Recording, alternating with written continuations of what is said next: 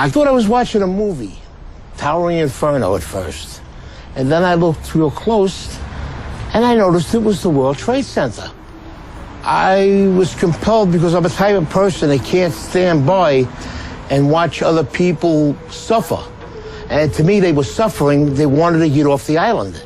And there was no way for them to get off the island other than the water. And I had noticed when I was watching the television, I saw a lot of, the ferries going up into the slips and taking people off. I said, fine, we could do the same thing. I could take people on my boat, get in there, take them where they have to go. And that's what we did.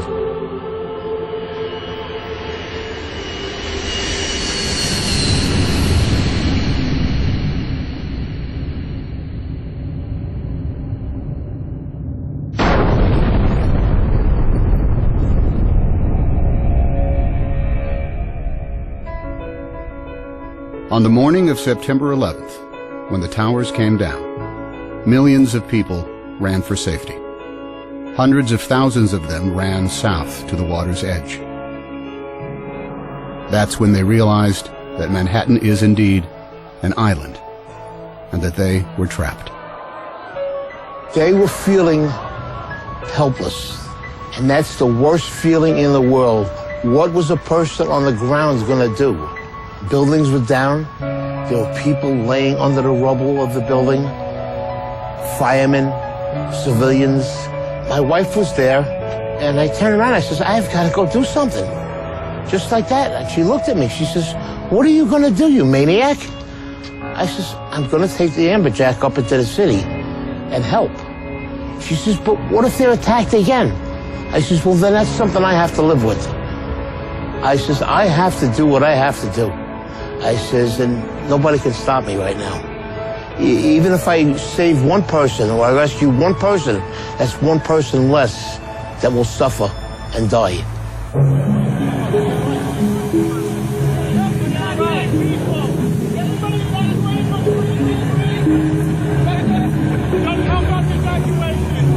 They were trying to evacuate Manhattan because nobody knew what was going on. You didn't know if something else was going to happen. It was just, a madness on one side and wanting to help people on the other side. They were just streaming out of the buildings, and the first mode of transportation they saw was a ferry boat. That's when they knew, this is how I'm getting out of here. So they didn't even care where the boat was going. There wasn't panic in New York in the beginning, just volume. It wasn't until the first building fell that there was panic.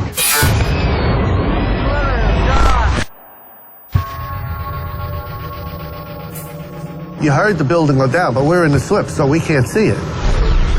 That's when we started letting go, and then all of a sudden, engulfed.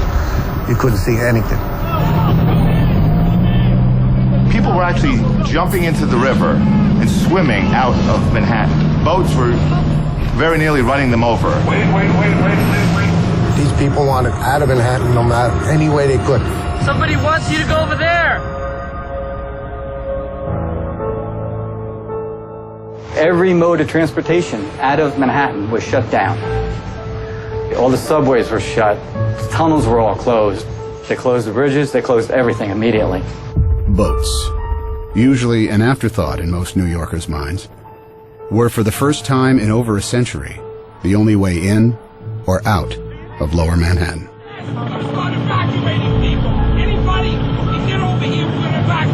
The process that actually had already started. There were some boats that were grabbing people, that people were lined up at the walls. On the left. It's just human nature. You see people in distress on the seawall in Manhattan begging you to pick them up.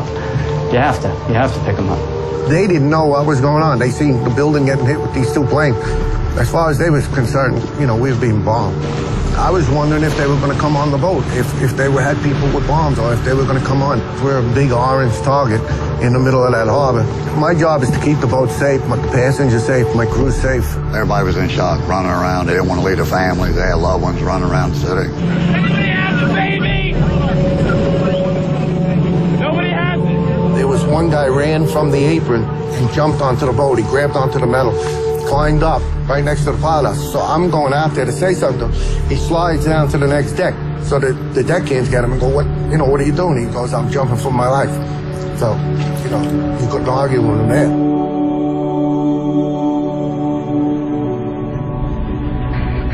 There was a small boat that was at the lower tip of Manhattan. I thought the boat was going to flip over because so many people were trying to get on. And as I looked behind, they were just 10 deep. That's kind of what gave us the idea. We decided that this has to get better organized and we better do it, and that's what we did. So we decided to make the call on the radio. All available boats. This is the United States Coast Guard aboard the pilot boat, New York. Anyone want to help with the evacuation of Lower Manhattan? Report to Governor's Island. When that call came on the radio, they were coming.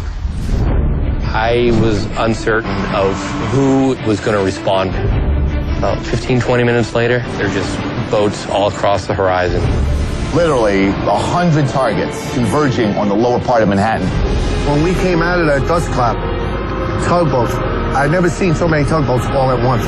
There was just like a fleet of tugboats headed to Manhattan. If it floated and it could get there, it got there.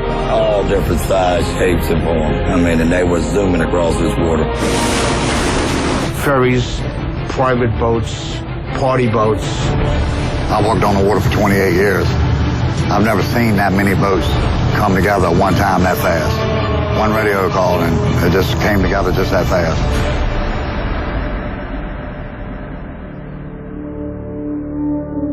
Hundreds of boats converged on the city, leaving the sun-bathed harbor behind them. Dead ahead, the unknown. That was something I won't forget. It was just low, dark, acrid, black smoke. It's like there was a big chimney in Manhattan. When we pulled into Pier 11, the dust was unbelievable. And then out of nowhere, you just kept on seeing people coming. They looked like zombies coming through the fog, and you knew that those were human beings. Don't leave us. Please don't leave us here. Take us. At that point, the Coast Guard said, not how many people are you allowed, how many people can you fit? Come on, guys. Anybody coming? Get your ass over here now. Now. Come on. Boats started hanging, literally would take a bedsheet off a bunk and a can of spray paint and paint their destination on.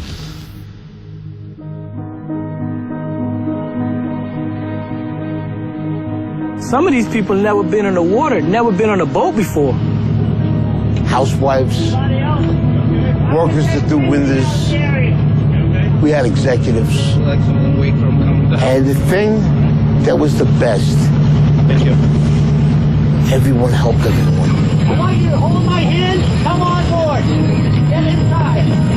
One at a time. Get inside. I saw 4 businessmen lifting up an old woman with a seeing eye dog, a German Shepherd, and they lifted her up like a surfboard and passed her over the handrails. When we would carry a load of people over, and there was somebody standing there that seen their husband or wife, that made us feel even better, Well, at least we got 2 back together, Just keep on going, The guy that works at the ferry, he's a welder. His son was on my boat. He actually came up.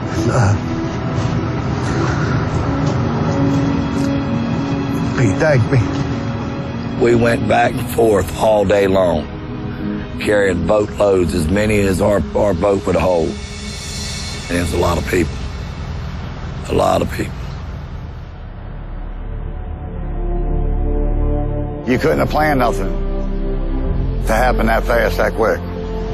No training. This was just people doing what they had to do that day. You forget all about what you're supposed to do, what they teach you in school, and you say, you know what? Morally, this is the right way to go, and deep down, this is what I'm gonna do. Average people. They stepped up, and when they needed to. They showed me, when the American people need to come together and pull together, they will do it. I do feel a way honored that I was a part of it. That was the greatest thing I ever did with my life. The greatest day that I've ever seen in all my boating. My life on the water. The Great Boat Lift of 9/11 became the largest sea evacuation in history. larger than the evacuation of Dunkirk in World War II, where 339,000 British and French soldiers were rescued over the course of 9 days. On 9/11, nearly 500,000 civilians were rescued from Manhattan by boat. It took less than 9 hours.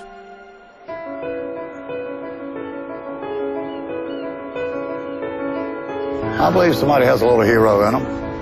You gotta look in. And it's in there. It'll come out. It need to be. I have one theory in life. I never want to say the word I should have. If I do it and I fail, well, I tried. If I do it and I succeed, better for me. And I tell my children the same thing.